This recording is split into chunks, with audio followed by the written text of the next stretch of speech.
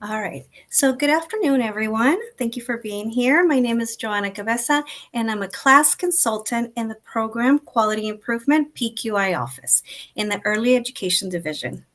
Welcome to the first webinar in the webinar series for the California State Preschool Program Contractors for the upcoming Classroom Assessment Scoring System, CLAS, and Class Environment Implementation. This webinar is hosted by the Early Education Division at the California Department of Education on March 7th, 2024, from 3 p.m. until 4:30 p.m. This webinar will walk you through Management Bulletin 23-10, which provides guidance to contractors of the requirements to phase in implementation of the CLAS tools, as well as the removal of current requirements for contractors to complete the Environment Rating Scale, ERS. Alicia will now share the link to the Management Bulletin so you can follow along with us.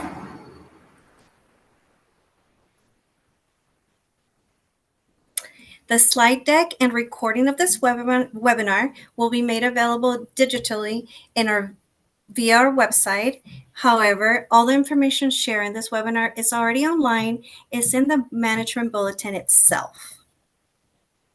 Next slide, please.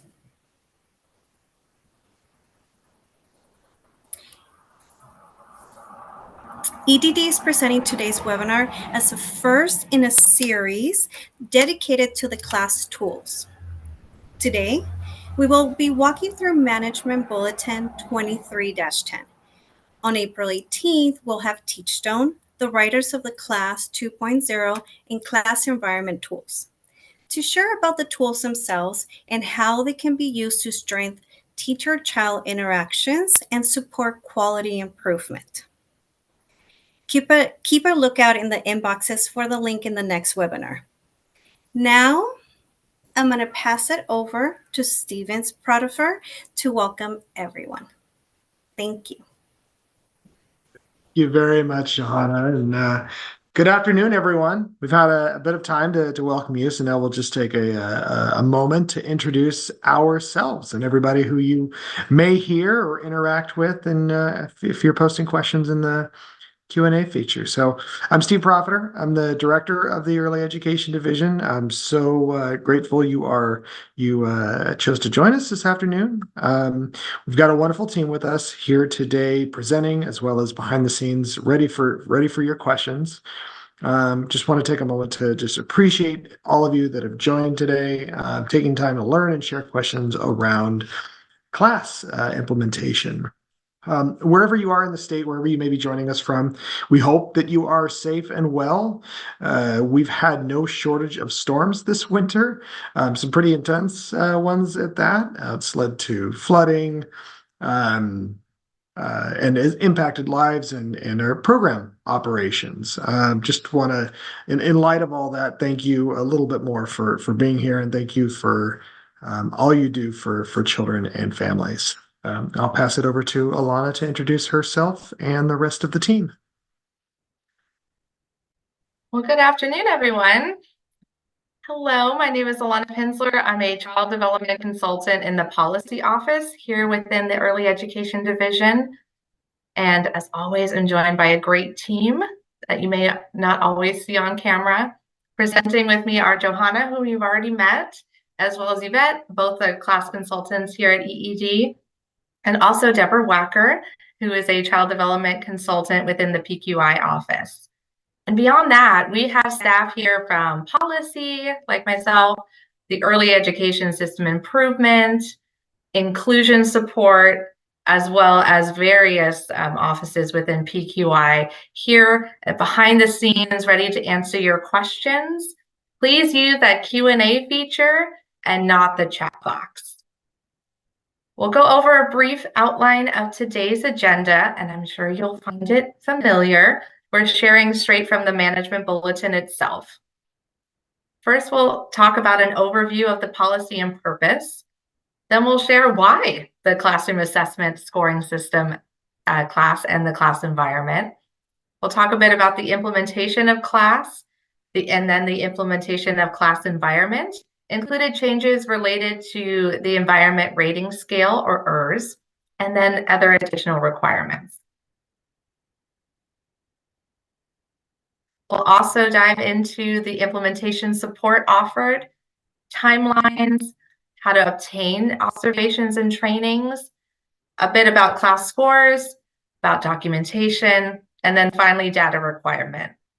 And as always here at EED, we love to hold a good question and answer session at the end of this webinar. And we're going to pull those questions and from the Q&A feature itself. So do get your questions in there. That's how we're going to be answering them at the end. Again, please use that feature instead of the chat box. Next slide. Great. So first, the policy and purpose. So Management Bulletin, or MB 2310, notifies and provides guidance on the requirement of the phase-in implementation of class environment tool, and additional requirements. This MB also talks about the removal of current requirements for contractors to complete the Environment Rating Scale, or ERS. This MB is related to changes in Title V regulations in order to implement Section 106 of Senate Bill 114, Chapter 48, Statutes of 2023, which state, as of July 1st, 2024, contractors will no longer be required to complete the ERS annually as a part of their program self-evaluation, or PSE, and as a part of their contract monitoring review. Instead, contractors will be required to implement Class 2nd Edition pre-K through 3rd, the class environment, and additional requirements as specified in that MB.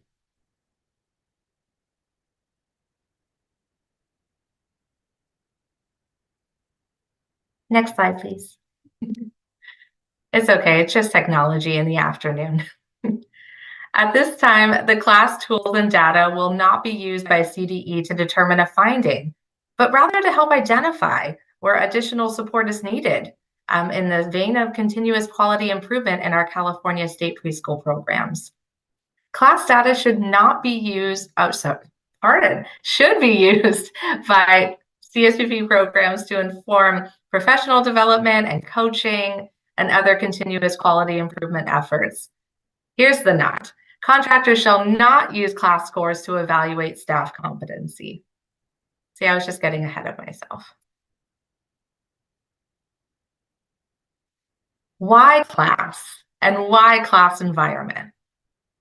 In response to a requirement in the 23-24 state budget, as was just previously mentioned, the CDE continues to align universal pre-kindergarten, or UPK, efforts across California and support a system of high-quality pre-kindergarten learning experiences for all children.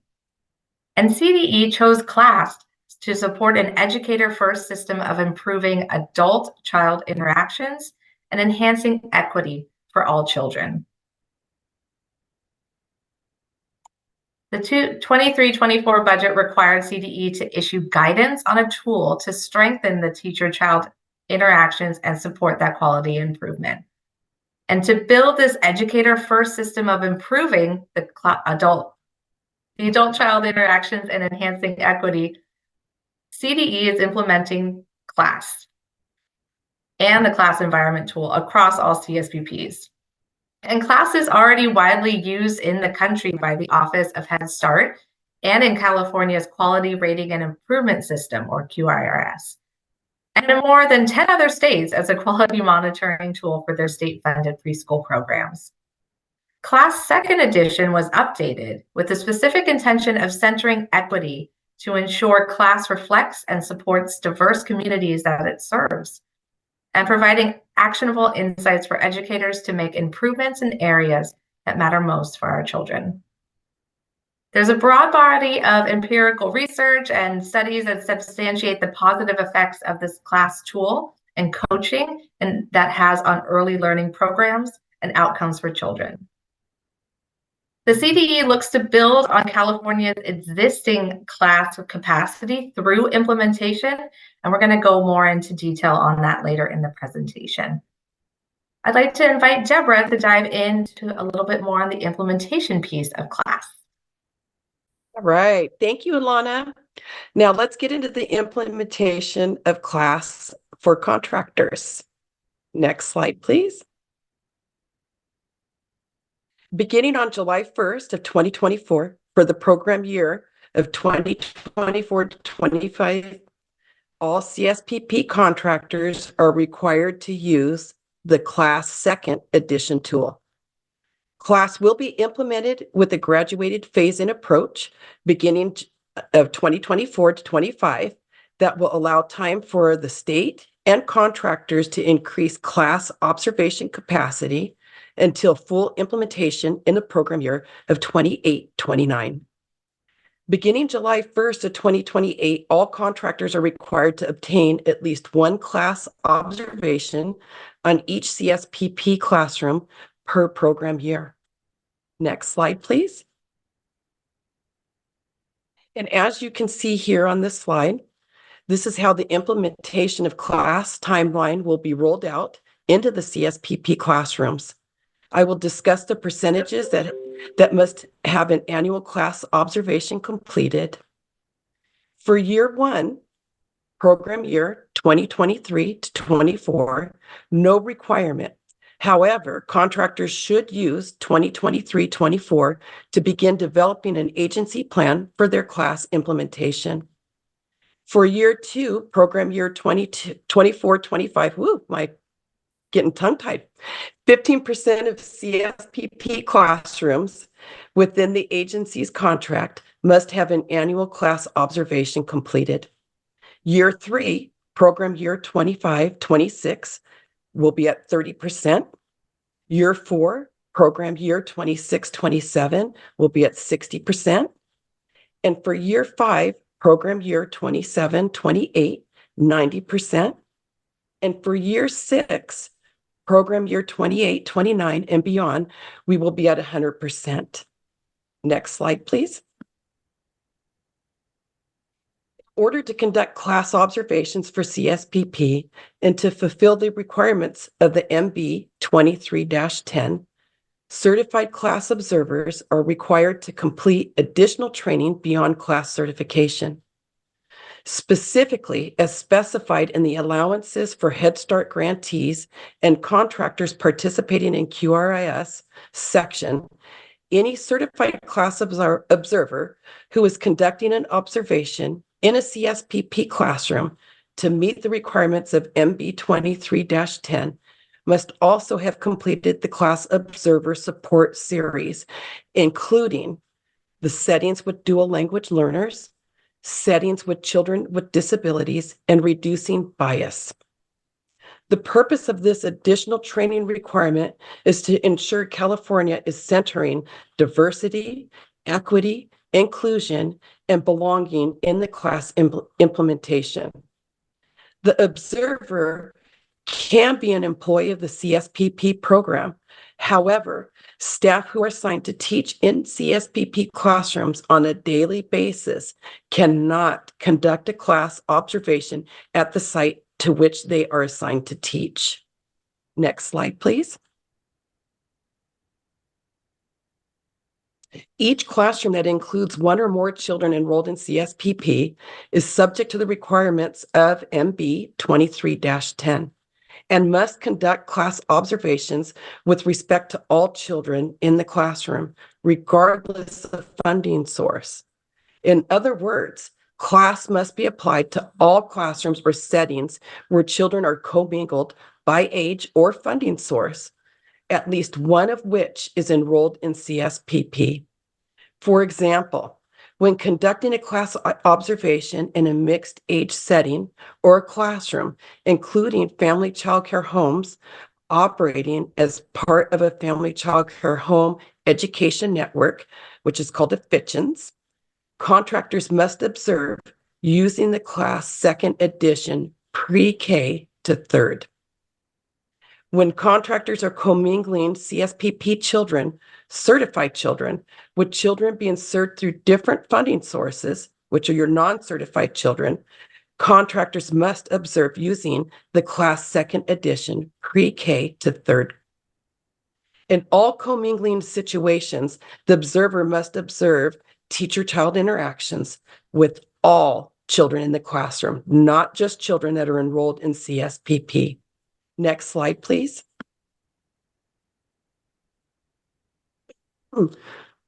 While the CDE encourages CSPP contractors to implement class second edition for their classroom as soon as possible. For program years 24 to 25 and 25 to 26, contractors that are also Head Start grantees serving preschool age children or that are participating in their local CSPP quality rating improvement system, which is the QRIS, may utilize observations made using the class 2008 version instead of the class second edition pre-K to third, if the following requirements are met. The observations were conducted during the corresponding year, and any data and information from such observations required pursuant to the data collection requirements section must be reported using the process specified in MB 23-10. Next slide, please. At this time, class observations conducted on CSP classrooms during a federal Head Start grantee monitoring may be utilized to meet the requirements of this MB, even if those observations only include 2 cycles, so long as the CSPP contractor has received, at minimum, site-level data with class scores from the observation. However, if a Head Start grantee is conducting the class through their annual self-assessment, for example, to prepare for the federal monitoring or to support continuous quality improvement, that class observation must be a minimum of 3 cycles in order to meet the requirements of this MB. Nothing in this section shall be construed to exempt contractors that are Head Start grantees or contractors participating in their local CSPP QRIS who are serving preschool-age children from being required to have observations conducted on certain percentages of their CSP classrooms each year, as described above in the class implementation class observation section. Next slide, please. If the percentages of the classrooms observed using class of 2008 is insufficient to meet the required percentages threshold for the applicable year, then the contractor must obtain observations on additional classrooms using the class second edition to meet or exceed the required percentages. Beginning in program year 2026 to 27, all CSPP classroom observations conducted to meet the requirements of this MB must be conducted using the class second edition pre-K to third, and including minimum of 3 cycles of observation. Note, allowances for Head Start grantees and contractors participating in QRIS, as described in this section, only applies to the requirement for class observations. Class environment observations, as I'll discuss next, are still required. Next slide, please. Now, let's get into the implementation of the class environment for contractors. Next slide, please. Beginning in July 1 of 2024, CSPP contractors will no longer be required to complete an ERS, an environmental rating scale, annually as part of their program self-evaluation, PSE, and as part of their contract monitoring review. Also, beginning July 1 of 2024, all CSPP contractors will be required to implement class second edition pre-K to third, the class environment. The class environment will be implemented with a graduated phase-in approach beginning July 1st of 2024 for the 2024-25 program year, which will allow time for contractors and the state to increase class environment capacity until full implementation in the program year of 2028-29. Beginning July 1st of 2028, all contractors are required to obtain at least one class environment observation on each CSPP classroom per program year. Next slide, please.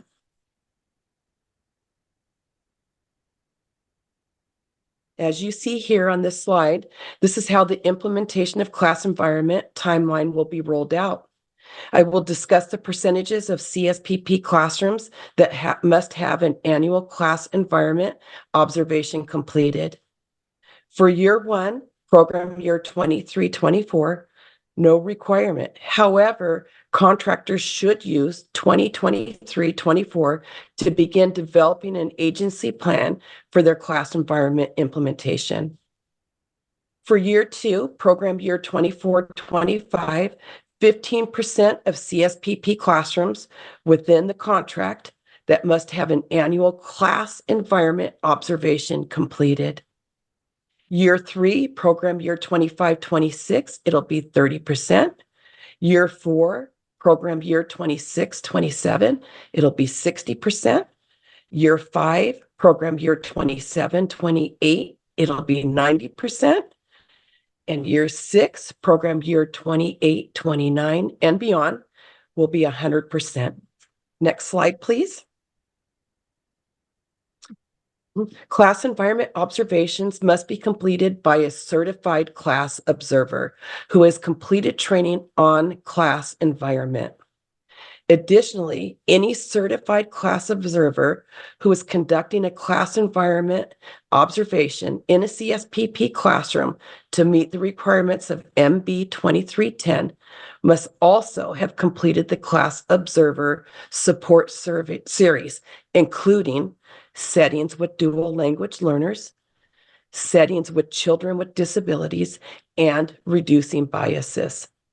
The purpose of this additional training requirement is to ensure California is centering diversity, equity, inclusion, and belonging in the class environment implementation.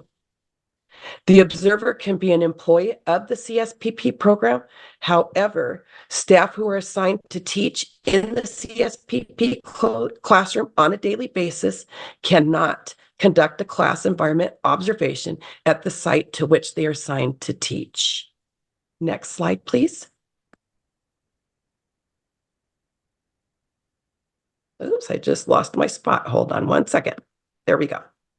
So each classroom that includes one or more children enrolled in CSPP must conduct a class environment with respect to all children in the classroom, regardless of funding source.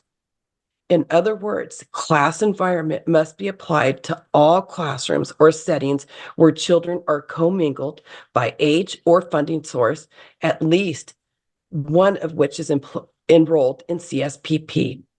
For example, when conducting a class environment observation in a mixed age setting or classroom, including a family child care homes operating as part of a family child care home education network, which is a FITCHNS, contractors must observe using the class environment.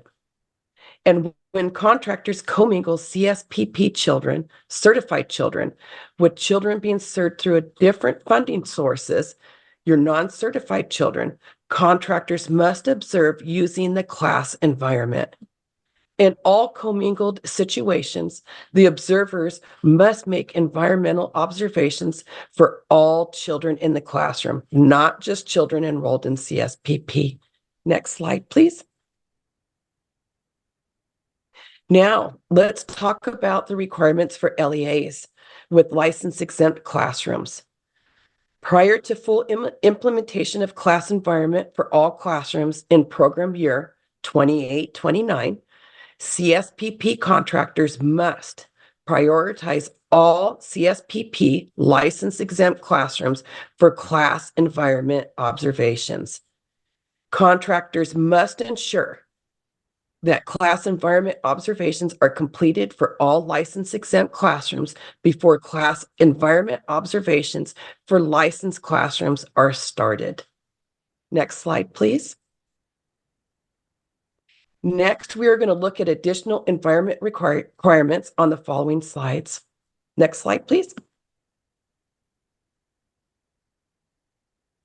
Due to the importance of certain requirements that were included in the ERS that are not included either in class or the class environment or in current license or license exempt regulations, and yet remain necessary to support quality improvements in your CSPP contractor, contractors must meet the following requirements, which are preserved from ERS.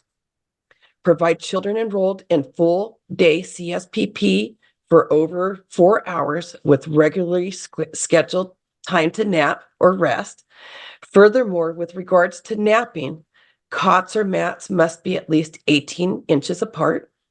Napping and rest activities must be provided in a clean and sanitary manner, and space must be conducive to resting. Next slide, please. Ensuring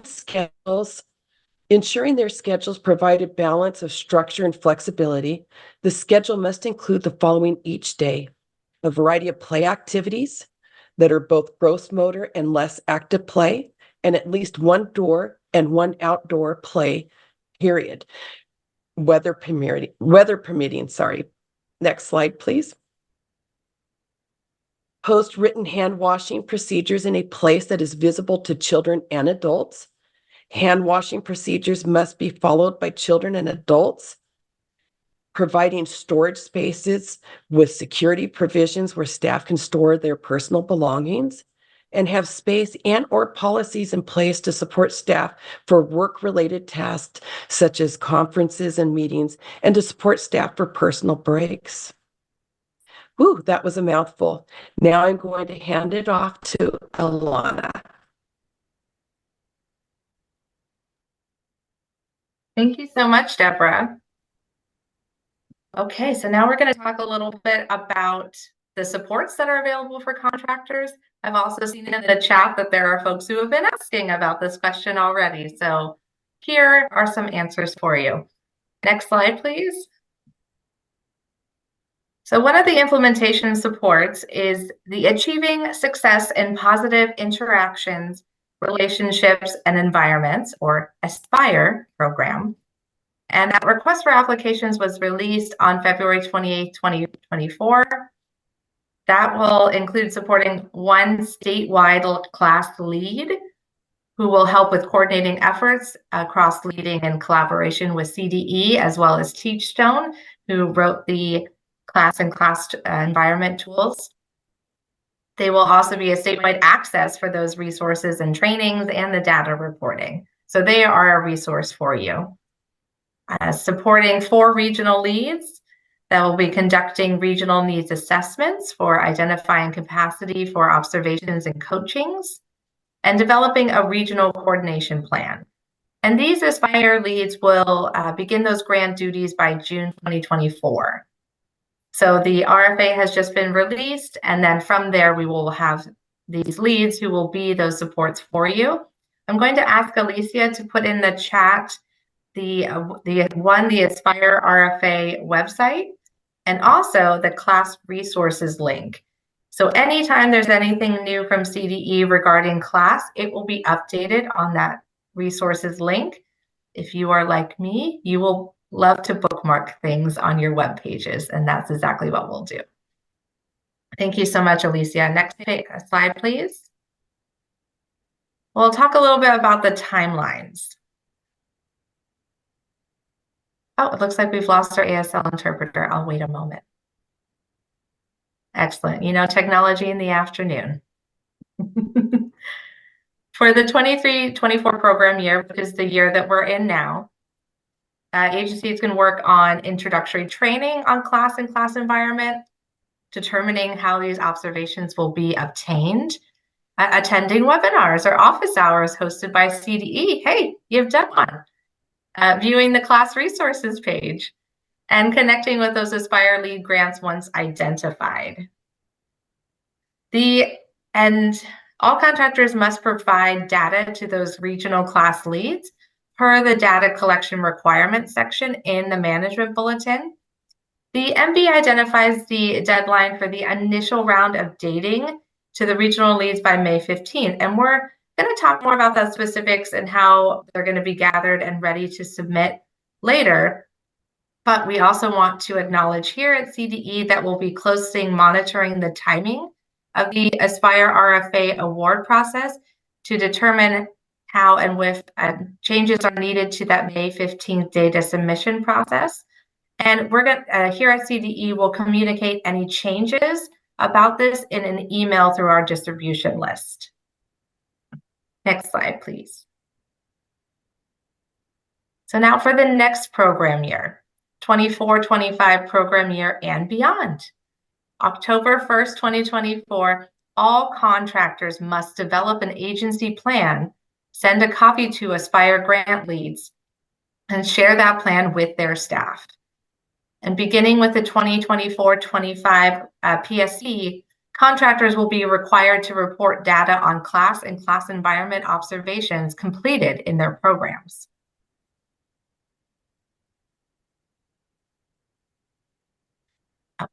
I don't need the next slide, it's already there. Contractors have the following options for obtaining class and class environment observations. I saw this was a question a lot in our chat, so hopefully your ears are perked. If the regional class leads offer and the contractor prefers, the contractor may obtain a class and/or class environment observation from the regional class lead. Note, CSBP regional class leads funded with Aspire funding are required to conduct observations for CSBP contractors without the internal capacity to conduct those observations themselves. If contractors are unable to perform their own or obtain a class and/or class environment observation through their CSBP regional class lead, contractors must notify CDE immediately. Another way to obtain class observations, contractors can send those program staff to certified class observation training provided through the CSBP regional class leads funded through the CSBP Aspire funding. There's a lot of acronyms today. Contractors must contact their regional lead for CSBP Aspire to access the observer trainers, the training, and the recertification for program staff to complete class and class environment training. Another option, contractors can use the class and/or class environment observation by a certified observer under another auspice, such as Head Start, as described in the section in the management bulletin and that Deborah covered earlier, about allowances for Head Start grantees and contractors participating in QRIS, or trading observations with other CSBPs in your area, or paying for a certified observer to come and observe in your classroom.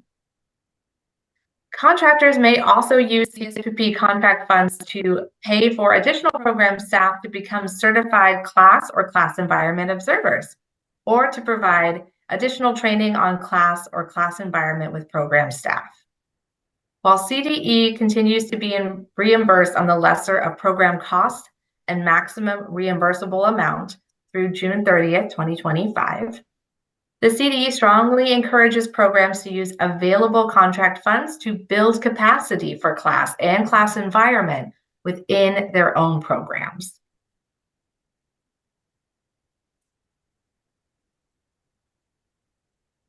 I did the same thing as Deborah. I lost my place for a moment. Here we go.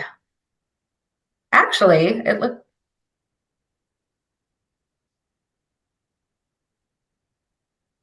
I guess I can continue.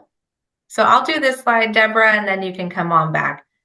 So Deborah, for the statewide class lead with the funding through Aspire program, they will hold leader and educator launch events available to all CSB contractors across the state to increase the knowledge and the importance of teacher-child interactions in classroom setting environments and how class can inform continuous quality improvement. Those regional class leads, in partnership with the statewide class lead, will hold in-person regional events and share information with leaders and program administrators and educators and facilitate regional and local communication about class to those in the profession or the field. Contractors can reach out to the regional class lead in the region to find out when training is available for their staff. And note the CSPP contractors may also use those CSPP contract funds to pay for program class staff to become certified class or class environment observations through Teachstone. Next slide, and I'm going to invite Deborah back to speak about class scores. Thank you, Alana. Yeah, it's getting late. It's 3:38. I'm getting tongue-tied. At this time, I will continue on. The CDE is not setting any required minimum threshold score per domain for the class or the class environment. While there's not a minimum score that contractors need to meet at this time, the class and class environment scores will still be reported to CDE as part of the annual PSE. The class tools, including data generated by the implementation of the class tools, will not be used by CDE to determine a finding during the contract monitoring. Instead, class will be used to help identify where additional support is needed for continuous quality improvement in CSPP. Next slide, please. Beginning in the year 2024 to 25, the CDE will review class and class environment scores as part of the annual PSE and connect with contractors whose scores indicate a need for more intensive training, support, and technical assistance and/or coaching for program staff. The CDE will be closely reviewing data collected on class and the class environment implementation to determine minimum threshold scores that will be implemented through the regulation process. Next slide, please. Contractors are required to keep the following documentation at the contractor level to be made available to the CDE as requested. Current class observer certifications for all staff employed by the contractor that have completed the class and class environment observation training and passed the certification or recertification test. All class and class environment observation score sheets for each CSPP classroom or CSPP classroom scores on an observation or scoring a summary document provided by the observer that provides some context about the observation. Next slide, please. All coaching and training documentation associated with class and the class environment observations, name and agency association, for example, CSPP Regional Class Lead, Head Start, CDE, and for all class observers that complete class and class environment observations that are not employed by the CSPP contractor. Note that this information can be captured informally, such as on a score sheet or a scoring summary provided at the end of the observation. Next slide, please. CSPP contractors must provide data and information requested by the regional and statewide class leads funded through Aspire. Note, regional and statewide class leads will not be able to make this request of CSPP contractors without first receiving CDE's approval. The regional and statewide class leads will be instructed to request data and information from contractors no more than 2 to 3 times per year and provide information to the regional and statewide class leads with the information from CDE's existing data systems before approving any data request from contractors. CSPP must provide the following data to their CSPP regional class leads by May 15th. Data on the number and location of location of contractors' CSPP classrooms, the date of the last class observation for each CSPP classroom, and the date of last class environment observation for each CSPP classroom. Ooh, that was a tongue tie. As Alana had mentioned a couple slides back, CDE will be closely monitoring the timing of all Aspire RFA award process to determine if any changes are needed to be made to the May 15th data submission process and deadline. The CDE would communicate information about where to send this data and any potential changes to the process and timeline through our email distribution list. Next slide, please. For contractors operating in multiple counties, contractors must provide information at the county level to the appropriate regional lead or leads. For contractors operating an approved CSPP family child care home network, which is your FITCHNs, the contractor will need to collect and share with the CSPP regional class leads data relating to the individual providers operating in the FITCHNs, including the number of providers, the location of those providers, and the information on the date of the last class and class environment observation for each provider. Next slide, please.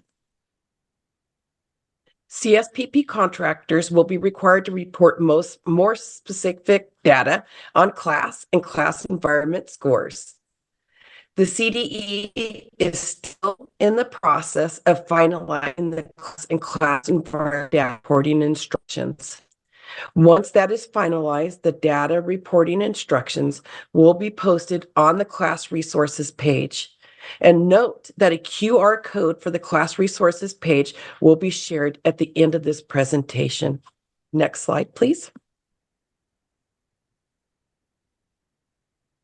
As part of the submission requirements for the annual PSE, CSPP contractors will be required to review all the data and information related to class and class environmental scores, along with reporting any coaching or training provided as a result of those scores as part of their submission for the annual PSE.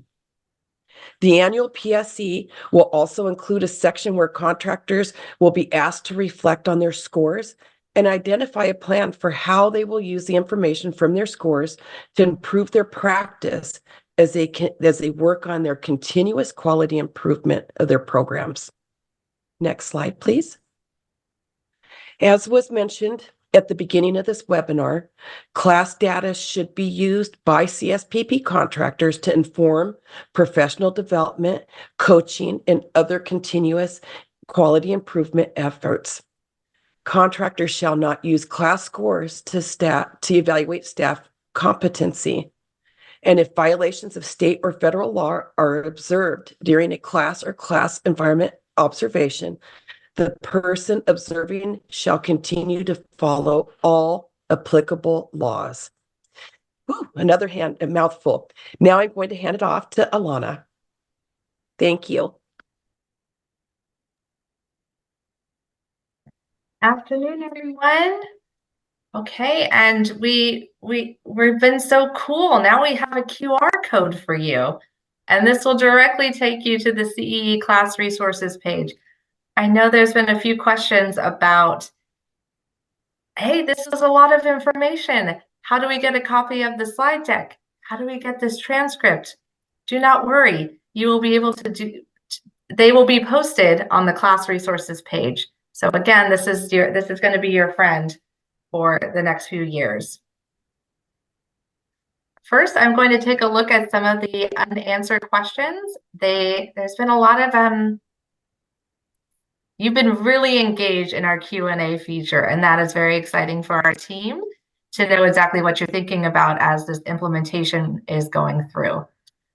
The first thing I'd like to address is that while Deborah and I were speaking, some folks were a little confused about, is it one tool? Is it two tools? It is a class tool and a class environment tool. They're two separate tools. One will be the class environment tool itself, and the other will be replacing the ERS, or the environment rating scale. They have two different focuses, and they are two different tools. Both of those trainings can come from either your Aspire lead, or they can come from TeachStone, which is something that we spoke about earlier when we talked about implementation support. And I have another question that I see in the chat. Who are these Aspire leads, and when are we going to know who they are? And I don't want to pop up any of our staff in the back, so I'll do my best to respond, but if I miscommunicate anything, please feel free to come on camera. At the moment, the RFA had just been released, and that was at the end of February. The grant leads will be announced, and CD is closely monitoring that. So when they are announced, then we will talk about when the data is due to them. When they are announced, you will know about it because you have bookmarked that class resources page and it's your best friend and you know that you're going to see it on there. Secondarily, you will, in any of the listservs that you are on from EED, we will be announcing it there as well. Was there anything I missed from our EESIO office?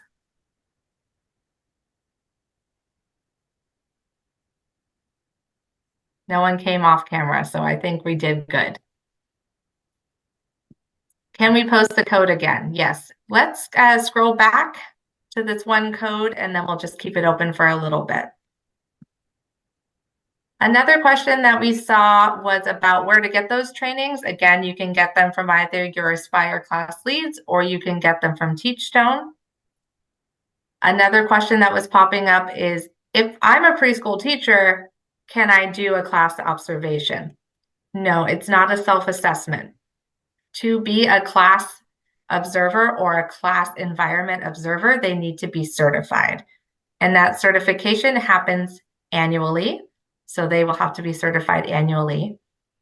Another question was about the support series, which if you are doing a class observation for CSPP, you will also have to do the support series because it showcases anti-bias training and whatnot. That is not an annual recertification. I invite any of our staff to come up. I think I'm going to Hi, everyone. Yeah. Hi, everyone. Thanks so much, Alana. My name is Virginia Early, and I'm the administrator of the policy office. I did want to clarify something Alana just said around what if you're a teacher in state preschool? Maybe you're class certified already, and there are lots of questions in the chat about whether you can conduct observations to meet the requirements of this management bulletin. And so just wanted to be add a little bit more detail because we had a ton of questions on that in the chat. So the answer is essentially, if you meet the requirements, if that individual meets the requirements of somebody to conduct an observation, and that means that they're a certified class observer, that means that that they've conducted the observer support series, and of course, if they're doing the class environment, that they also have that extra piece related to that. If that staff member of your own program is doing observations to meet the requirements of this management bulletin, they cannot, if say that they're assigned to teach CSPP classrooms on a daily CSPP class on a daily basis at one site, they cannot conduct a class observation or a class environment observation to meet the requirements of this management bulletin at the site that they are assigned to teach. So that means they can't assess their own classroom, they can't assess their neighbor's classroom, they can't assess any of the classrooms at that specific site. However, if the state preschool program has multiple sites, they could assess the classrooms at an alternative site that they are not assigned to teach on a regular basis. So just wanting to really dive into that nuance a little bit because we saw a lot of questions in the chat related to that. So I'm going to hand it back to Alana, but just wanted to add that clarification that teachers can do the observations. They just can't do them at the site they're assigned to teach, and they have to meet all of the requirements to do the observations that are listed in the management bulletin. So if you're a one-site CSPP, you could come up with an agreement with another CSPP program in your area. That's something you could consider.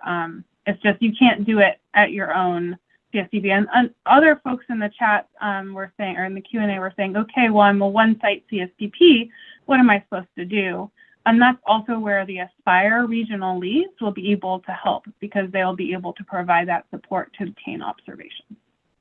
And Virginia, can you also mention about if it's a site supervisor or director, as long as they're site, as they're certified, or because you spoke about it in terms of teachers? I think that is something, as I'm looking at the management bulletin, we were probably not as clear about it as we could have. And so I think that's a really good thing that we can take back and work on an FAQ for. So appreciate folks flagging that. Perfect. Okay, there was also a lot of questions about what does the percentages look like? Like if I only have one classroom, 100%, if I do a class observation, I'm at 100%. So again, the classroom timeline, perhaps, can we ask Amira to scroll back to slide 12? And we'll just take a look at that. It'll take a moment, but that's okay. There we go. So the CDE recommends contractors that have additional capacity for the phase-in implementation that you can go higher than the minimum percentages that you see in this management bulletin. And, and do it sooner, because these tools are here to help support quality improvement. And secondarily, if we're to have to do sort of rounding up. So, for example, if a program only has the one classroom, then they will need to complete class and class environment observations on that classroom in 24-25 program year to meet the requirements of the management bulletin. If a program has 7, nice odd number, they'll need to obtain observations of 2 classrooms in 24-25 to meet the requirements. That's a little bit about how that works. Okay, let's see for a few others. Thank you so much for utilizing this Q&A. This really does make our jobs easier as we're trying to make your jobs easier through this observation.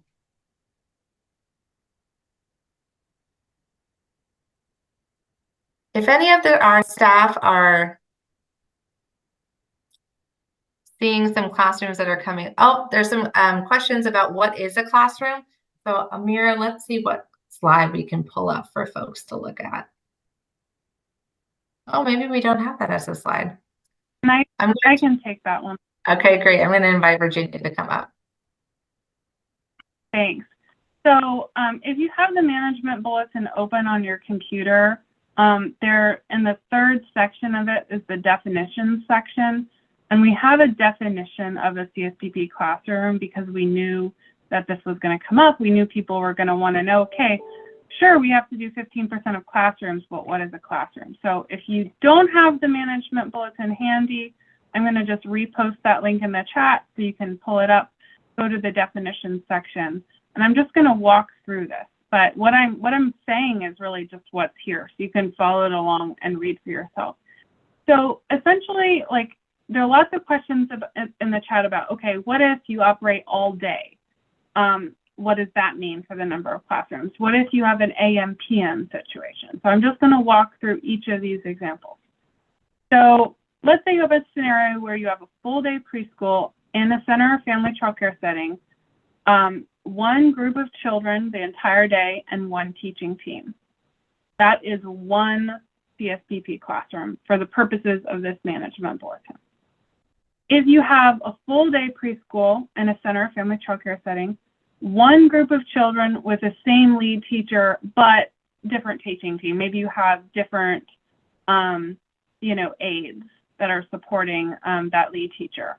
Even though the aides are switching out, we're still going to consider this as one classroom.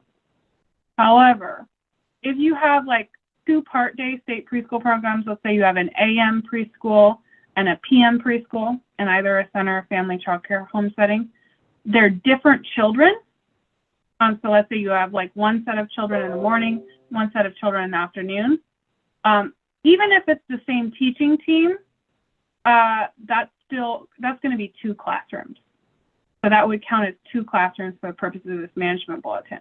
So that means if you have 50 like spaces in your facility and there are 2 sets of kids that come through, one set of kids in the morning, one set of kids in the morning, even though you have 50 spaces in your building, for the purposes of this management bulletin, that counts as 100 classrooms, even though you have these physical spaces that are only 50.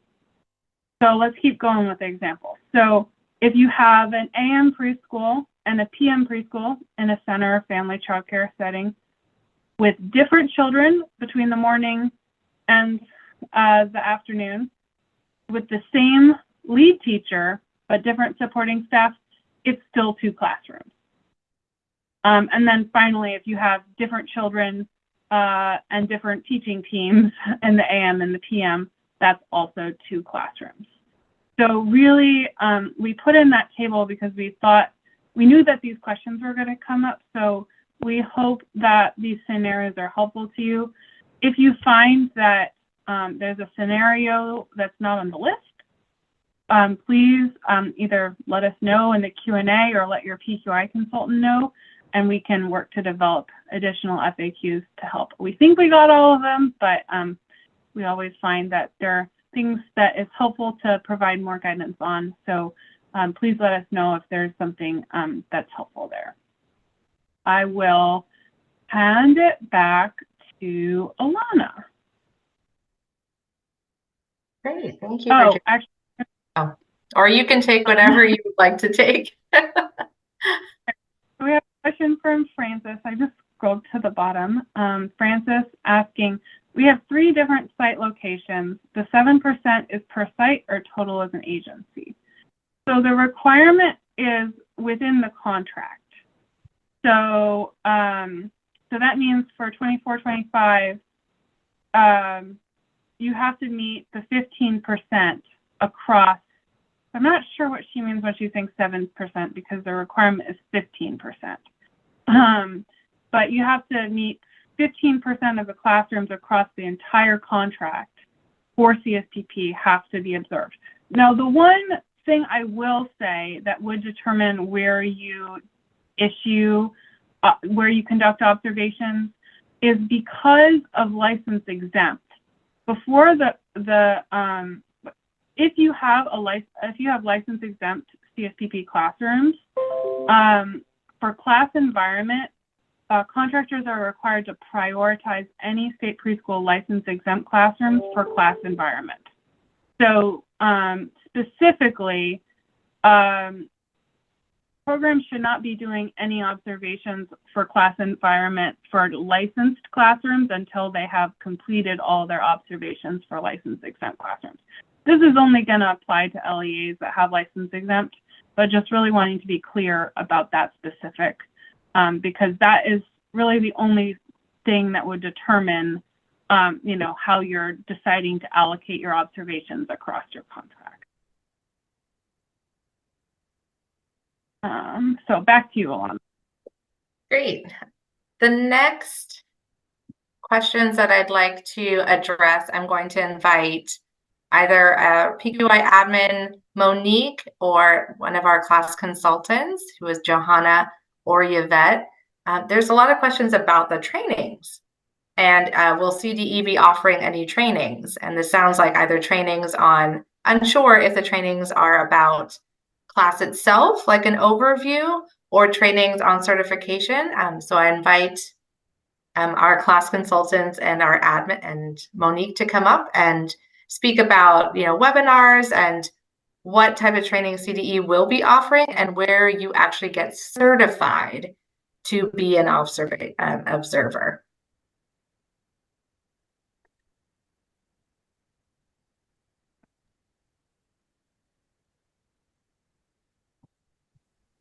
Hi, Alana, thanks. Hi. They will be offering trainings, our class consultants, Joanna and Yvette, in partnership with the Lee County Offices of Ed or any QRS grantee that will be providing training as well. They will have trainings to help build your capacity, so we will work in partnership with those agencies. You can reach out to the agency the County Office of Ed. If you cannot get assistance there, you can always reach out to your assigned regional consultant, and they will relay the message to our class consultants, because we are here to support you to build capacity so that we can build trainers within your own agencies so that they can be able to train as well. The certifications, however, are provided from Teachstone. We are just trainer of trainers, so the training certifications will still come from Teachstone. Okay, thank you so much, Monique. And from Lorraine, when will the April 18th webinar take place? We'd like to do them in the afternoons, but that time is not quite determined yet. And when they are determined, please look through your inbox and you will see an invite to it, just like you saw for this one as well. But we did decide on April 18th, so it's good to kind of get into the calendars. There's two questions that I'd like to address. One is there's a lot of questions about, hi, I'm a director, I'm a site supervisor, can I do these trainings? As Virginia mentioned, we were looking back in the MB and it doesn't seem as clear, and we will need to take that back as a frequently asked question and make sure that we speak amongst our team, make sure internally that we're all under the same page. We don't want to make any answers here without having all of our division in understanding of that. And that's a really important distinction. A lot of folks who are actually there every single day and they're already certified, it might seem like that capacity is already built. So that's something that we're definitely taking back. We're all very glad that you put them in the question and answer so that we will have copies of all of these. And so we're going to be bringing them back. The second thing let's talk about, as we've seen a lot of questions for, is commingling. And I can invite a few folks, but I think I might actually be able to handle this one. So for those in each classroom that includes one or more children that are enrolled in CSPP, it's subject to the requirements of the management bulletin.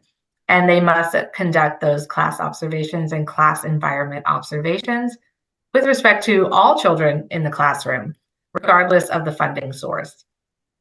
So when contractors are commingling the CSPP children or the certified children, and with children being served through different funding sources like non-certified children, they must be also observed with that class second edition. Well, because, class, it has to do with child interactions with their teachers, with all students in the classroom, not just children in CSPP. Secondarily, there has been some questions about infant toddlers if they're in the classroom. So when conducting a class observation in a mixed age setting or classroom, including a family child care home or fetch-in, contractors must observe using the class second edition, pre-K through third edition. In all commingling situations, observers are observing, the teacher-child interaction with all children in that classroom, not just the CSPP children. Okay, let's see, are some other questions that are popping up? So all of the trainings that Monique was mentioning through PQI and the class consultants, again, all information will be sent out through the listserv that we have at EED, and those will be trainings such as what is class and what is class environment. And if you're really excited to learn about that and to get your staff involved, the webinar on the 18th of April is exactly that. What is class? What is class environment? And guess who will be leading that? It's Teachstone. CDE will be there to support, of course, as this is implemented to our programs, but that will be a very fun webinar for everybody to be involved in, as it will be led by Teachstone.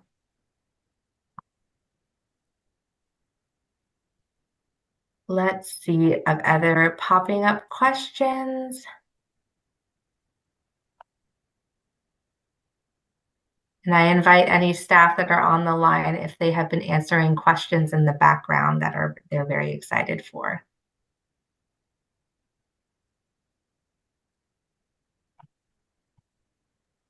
More questions about directors who are observing. Again, we will be taking that back.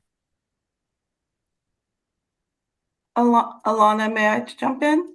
You absolutely may. I just want we had a couple of questions about the support series. So the support series, once you become certified in pre-K through third, that will show up on your class dashboard, and you can take it asynchronously, and it is only needed to be taken one time. Also, if you are already certified in the class 2008 edition, you only need to take a transition training, which is a one-day training to transition over to the pre-K through third tool. You will then be certified in that tool. And when you go to recertify, your recertifications will all be in the pre-K through third tool. So I just wanted to clarify for everyone. Excellent. Thank you, Monique. And we've also had some upcoming questions about the Aspire grant, and again, how the RFA just went out and the grant leads may not be identified until June. And so I'm going to invite Kara Lancaster from the EESI office to speak a little bit more about that.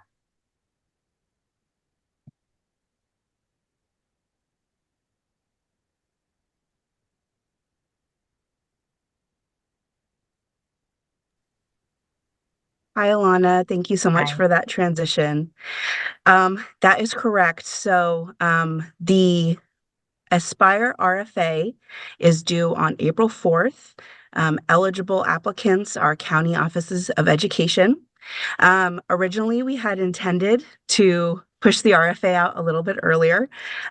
So we still recommend that CSPPs continue with their data collection and implementation plan and have it ready.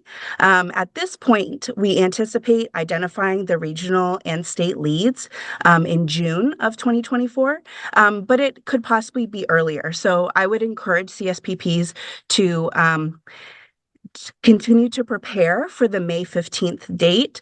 And if it takes a little bit longer, then you have the gift of time. But yes, I think that's a really important part of making this work is that the data that you have and the implementation plan that you're preparing is going to be so important for informing your county office of ed and regional leads of the needs of your CSPPs. So thank you so much. Thank you for popping up, Kara, and answering that question. And also really great. We've been having a lot of folks asking, how do we support educators who are in the community college system, preparing futures to use this class tool? I'd like to invite Virginia to come on out and speak a bit about that. Sorry, I thought I was signing up to answer a different question. Oh, sorry. Do you want me to answer the other one or call on someone You can else? answer a bit about the educator preparation one, and then whichever one that you were so eager to answer as well. Yeah. So I think just in general, part of the thought process behind the Aspire grant was rather than take the amount of money we got from the legislature and give everyone just an extremely tiny amount, right?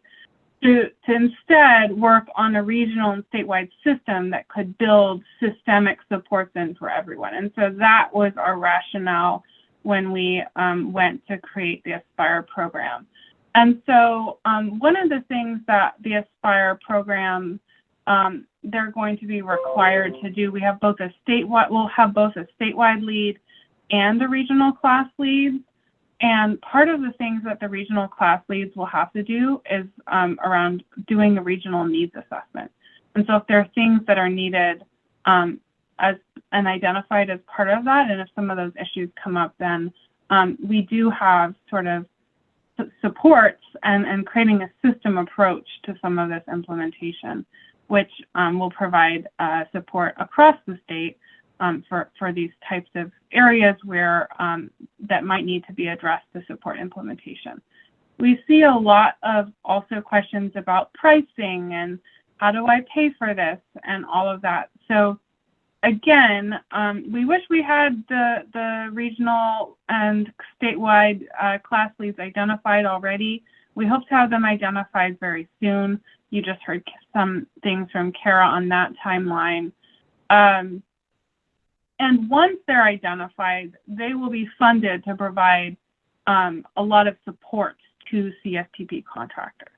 And so you'll be able to reach out to them and see what's available.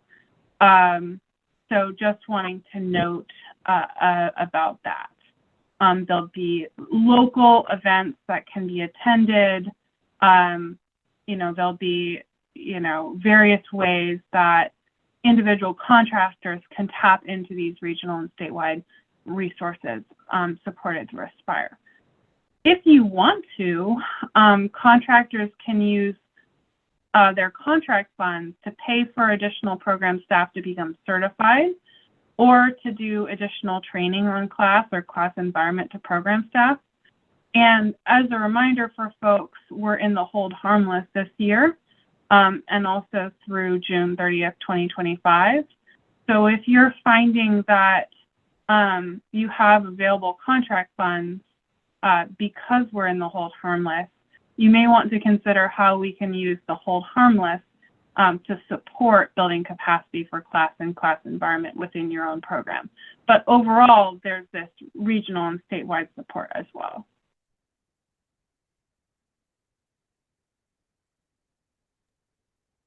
Great, thank you so much, Virginia.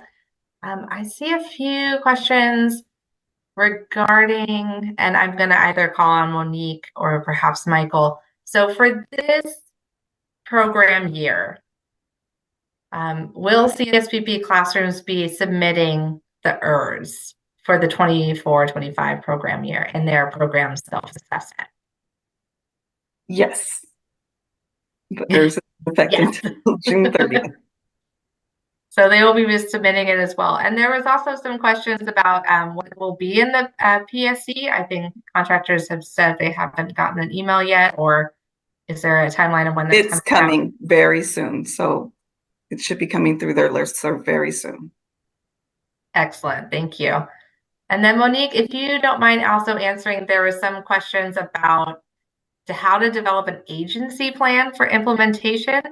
One person asked if it will be in that training in April, or if it's not in that training, is there going to be space from the class consultants and about how that? Sorry, I think that's through the Aspire, isn't it? Aren't they to submit that through their leads? Or how to develop an agency plan? Yes. Is there going to be some maybe training or ideas from CDE class consultants about how to do that? They can reach out to us and we can help provide that. Excellent. Okay, there's also questions again about recertification. And I know I've been out of the field for about 5 years now, but I too also did the class certification, and it's a long process. It is very helpful, and when I was in the classroom as a master teacher, it helped me tremendously to be a better teacher. It is going to be annual recertification. Just wanting to make sure that that was out there, and I feel you and understand it's a great tool, and it does take time.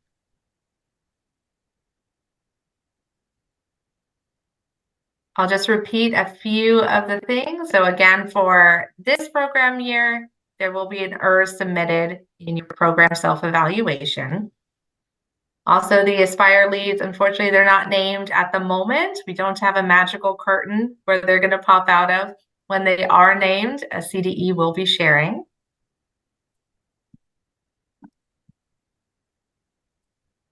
Let's see.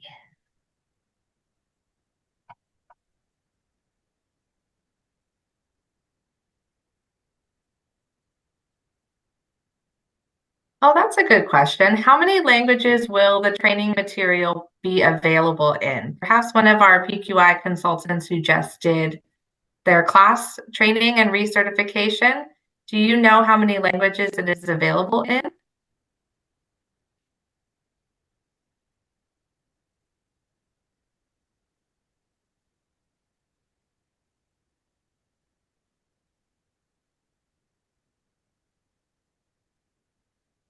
They might be going into their file cabinet in the back. We'll take that question back, and once we have a response. Oh, we do have a response. I spoke a little too soon. The languages available at the moment are French and Spanish, as well as English. We will also take that back and just to ensure.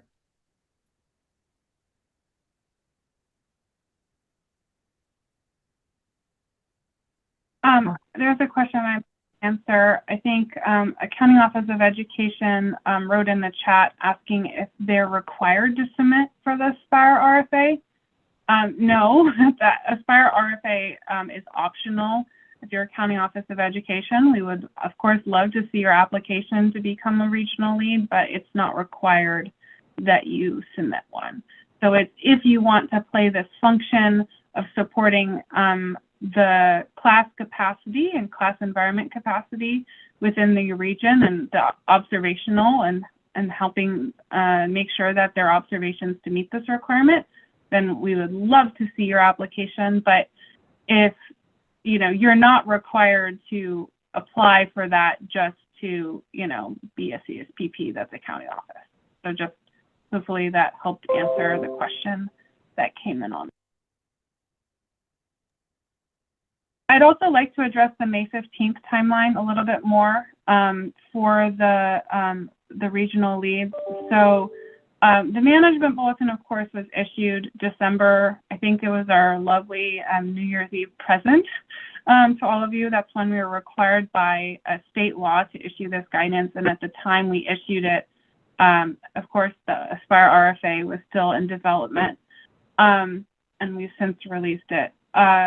The deadline for May 15th for providing the data to your regional lead is something we're looking at pretty closely to see whether that's something that, what guidance to provide out about where to send that. And of course, what guidance to provide about where to send that sort of depends on some of the timings for announcing the regional leads. So for now, the management bulletin is going to stay as written. So please, if you're a contractor, the specific data that's required is you should be able to start collecting yourself. How many classrooms do you have and where are they? Using the definition of the classrooms that's in this management bulletin. If any of them have had class observations in the past, when did those happen for each of those classrooms? And same thing for class environment. And so make sure that you have that data ready and available to send to someone by May 15th. And if you operate in multiple counties as a contractor, you should have that separated out by county. So, because you might have to send it to different regional leads depending on whether your counties are in different regional areas for this. So, having that data ready, we'll be in further communication with all of you through our email distribution list as the time gets closer about where exactly you should send that information to. And we're sort of thinking that through, but you can start pulling it together so that, CD will communicate about where to send that by May 15th. But you can make sure you have it. So, and if you don't know the answer to when the observation was last conducted, and you've tried to find it and you can't, you can indicate that as well. Back to you, Alana. Thank you. There's been some questions about who are the class consultants that we keep talking about and where are they? And they're right here in the webinar. You met one of them right at the very beginning, Johanna. I'm going to invite Johanna and the other class consultant, Yvette Martin, to come on camera and just say hello really quick. You can contact them via email. If you want to Hey, say everyone. say Yes. anything. Hi, welcome. It's so exciting to see so many people here. We're very excited to be here. My name's Yvette Martin, and I am one of your class consultants. Hi, and you saw me in the very, very beginning. Nice to see you again. I am the other class consultant, and I look forward to working with you all. Excellent, thank you. And also just a quick hint, if you're ever trying to email someone at CDE, it's usually their first initial, last name at cde.ca.gov, and we can put that in as well. There's also more information on how to get,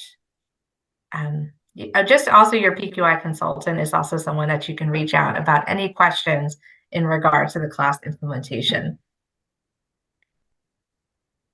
Okay, I know we're coming to a close and we've been having a lot of fun, and there's a lot to think about when it comes through this implementation. Just want to reiterate that CDE is just adding on to the already current capacity that our state has for class. It's been a wonderful tool already for our youngest learners, and we want to continue it and broaden it, and to ensure that there is a lot of continuous improvement in for our students and for our teachers. Let's see, any other spaces? I'd like to ask Amira again, if you can show that QR code. Again, if you point your fabulous camera on there, it should take you to our class resources page, which is where items such as who the Aspire grants are, the Teachstone links as well, if there's any information about upcoming trainings, if there's any information about webinars and things of that sort, that is the place for you to go to. And that is the page that will be updated. Also, this presentation will also be linked onto this website as well.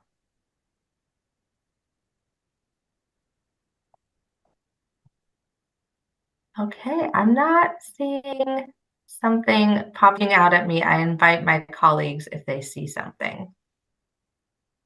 Oh, nice little hellos to Yvette and Johanna. Yes, we're all very excited. And again, if you have some questions for Teachstone, they will be here on April 18th, and we invite you to spend time with them as well. We'll also, here at CDE, will be there in the background, making sure that we have, because Teachstone and CDE are working in collaboration.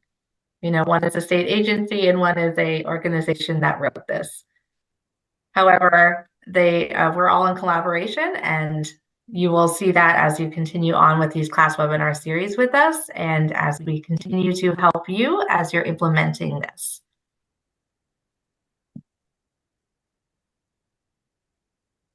Any last minute questions from my team before we go to a closeout? Perhaps there are folks who are excited. I just have a question. I just have something else that I want to share based on the question.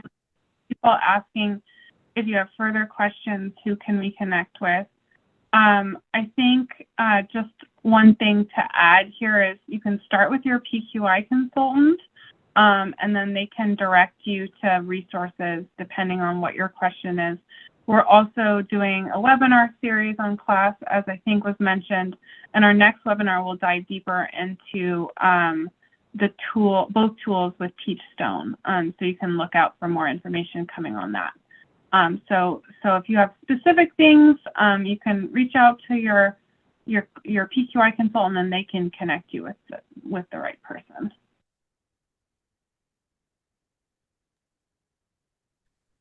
We do have only just a few more minutes. I will invite our Division Director, Stephen Profferter, to close us out as our team continues to answer a few of your questions in the Q&A feature. And again, we will be taking all of these back with us to our team, and you may not see an actual copy of the question and answer feature. What you will see are the question and answer and frequently asked questions and answers that will be posted onto that webpage again.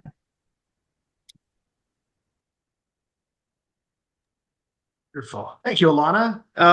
And thank you, team, for I think making this opportunity available. I've had the great fortune to be able to kind of observe a lot of this webinar and see all the questions and just appreciate the opportunity to be able to respond and provide as much support as we can. There was one thing that tended to be a theme of questions that I don't remember I didn't catch if we had responded. I know we were responding in chat, but there were some references to CCTR programs or non-state preschool programs, and what happens in those situations. And while we can't necessarily speak to, we don't administer the CCTR programs anymore. So we can't necessarily speak to what the Department of Social Services will do or not do. Rest assured, we do have actually have Lupe, the deputy director of the Child Care and Development Division at CDSS. We have check-ins every Friday, so we will definitely be passing these questions along, as part of our kind of collaborative conversations. But at any rate, thank you, team. Thank you all, colleagues, partners, for joining us for this webinar today. And yes, please join us on April 18th. And please, we know this is not a shy field, so we appreciate that. Your questions only kind of make implementation better. So please continue to ask those questions, and we'll see you soon.